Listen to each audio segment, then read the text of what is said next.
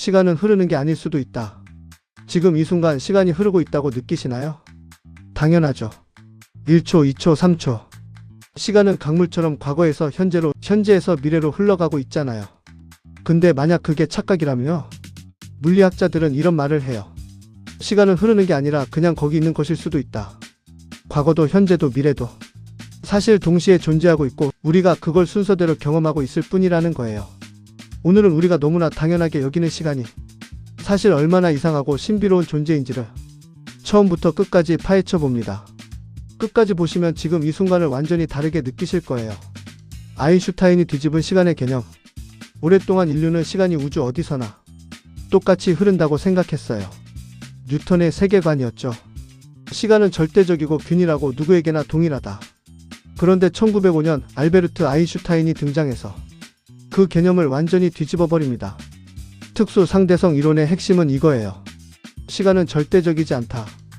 관찰자의 속도와 중력에 따라 다르게 흐른다. 이게 그냥 이론이 아니에요. 실제로 1971년 과학자들이 원자시계를 비행기에 싣고 지구를 한 바퀴 돈 뒤 지상의 시계와 비교했어요. 결과는요. 비행기 안의 시계가 지상 시계보다 아주 조금 느리게 갔어요. 빠르게 움직였기 때문에 시간이 느려진 거예요. 차이는 아주 미미했지만 측정 가능한 수준으로 실제로 벌어진 일이었어요. 시간은 누구에게나 같은 속도로 흐르지 않습니다. 빠르게 움직이면 시간이 느려진다. 조금 더 구체적으로 가볼게요. 빛의 속도에 가깝게 움직이면 시간이 얼마나 느려질까요? 예를 들어 빛의 속도의 99.9%로 움직이는 우주선을 타고 1년을 여행하면 지구에서는 약 22년이 지나 있어요. 우주선 안에서 1년을 보내는 동안 지구의 가족은 22년을 늙어 있는 거예요. 이걸 시간 지연 곧 타임 딜레이션이라고 해요.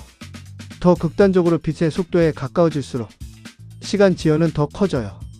이론적으로 빛의 속도 그 자체로 움직인다면 여행자에게 시간은 완전히 멈춥니다. 빛이 시간을 경험하지 못하는 이유가 바로 이거예요. 빛의 입장에서는 출발과 동시에 도착이에요. 138억 광년을 가도 빛에게는 시간이 흐르지 않아요. 이 사실이 얼마나 충격적인지 아시겠어요? 시간은 우주 전체가 공유하는 절대적인 흐름이 아니라 각자가 경험하는 상대적인 것입니다. 블록 우주론 과거와 미래는 이미 존재한다. 자, 이제 더 깊이 들어가 볼게요. 아인슈타인의 상대성 이론을 끝까지 밀고 나가며 아주 충격적인 결론에 도달해요. 바로 블록 우주론입니다. 이 이론에 따르면 우주는 공간 3차원과 시간 1차원을 합친 4차원 시공간 덩어리예요.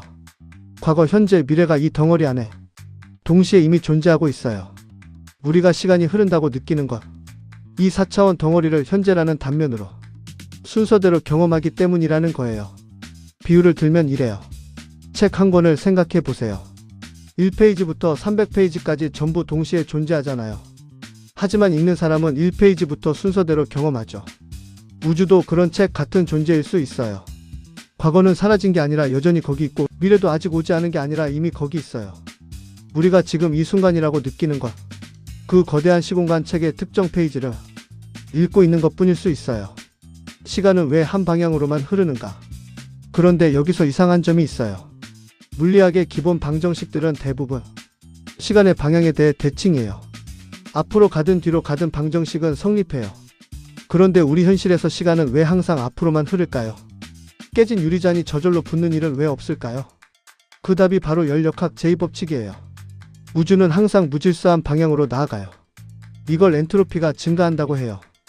유리잔이 깨지는 건 질서에서 무질서로 가는 방향이라 자연스럽고 깨진 잔이 붙는 건 무질서에서 질서로 가는 방향이라 일어나지 않아요. 시간의 화살은 엔트로피가 증가하는 방향을 가리키고 있어요. 그러니까 시간이 앞으로 흐르는 건 우주의 근본 법칙에서 비롯된 거예요. 과거로 돌아갈 수 없는 이유도 바로 이거예요. 엔트로피는 줄어들지 않으니까요. 시간을 이해하면 삶이 달라진다. 이 모든 걸 알고 나면 삶을 보는 시각이 달라져요. 첫째, 후회가 줄어들어요. 블록 우주론처럼 과거가 여전히 존재한다면 그 순간들은 사라진 게 아니에요. 우주 어딘가에 영원히 새겨져 있는 거예요. 둘째, 현재가 소중해져요. 시간이 상대적이라면 지금 이 순간을 얼마나 풍요롭게 경험하느냐가 전부예요. 같은 일시간이라도 어떻게 경험하느냐에 따라 완전히 다른 시간이 될 수 있어요. 셋째, 서두를 이유가 없어져요. 우주적 관점에서 보면 인간의 삶 전체가 찰나에 불과해요. 그 찰나를 조급하게 보내는 것만큼 아까운 일이 없죠. 지금 이 순간의 의미. 시간은 흐르는 강물이 아닐 수도 있어요. 과거도 현재도 미래도 우주라는 거대한 시공간 속에 함께 존재하고 있을지 몰라요. 그럼에도 우리는 지금 이 순간을 살고 있어요. 그 순간이 상대적이든 절대적이든 블록 우주의 한 페이지든 뭐든 간에 지금 여기서 느끼는 감정, 사람, 경험이 전부예요. 칼 세이건은 이렇게 말했어요. 우리는 시간의 여행자다. 단지 앞으로만 갈 수 있을 뿐이지만 앞으로만 갈 수 있다면 그 방향을 최대한 아름답게 채워가는 게 우리가 할 수 있는 전부 아닐까요? 다음 편에서는 암흑 물질과 암흑 에너지 우주의 95%는 우리가 모르는 것으로 채워져 있다로 돌아올게요. 구독과 좋아요 꼭 눌러주세요. 시간은 우리를 앞으로 밀어냅니다. 다음에 만나요.